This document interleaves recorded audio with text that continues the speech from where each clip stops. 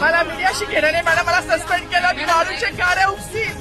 मी माती काम करीन पण बाबासाहेबांची ओळख चुकून येणार. मला सस्पेंड करायचं करू शकता कारण बाबासाहेबाला संपवायचं काम करायचं नाही. 26 जानेवारी 15 ऑगस्ट मध्ये मी नाही पालक लोकशाही मॅडम तुम्ही सुद्धा संविधानामुळे आहात.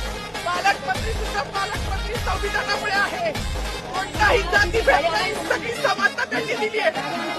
आमच्या कानापुरात होते बाबासाहेबांचं नाव म्हणतातरी भाषणात ज्या लोकांनी संविधानाला लोकशाहीला कारणीभूत आहे त्यांची नावं वारंवार घेतली गेली. मग संविधानाला कारणीभूत आहे तो प्रजासत्ताक दिनाचा जो मानकरी आहे त्याचं नाव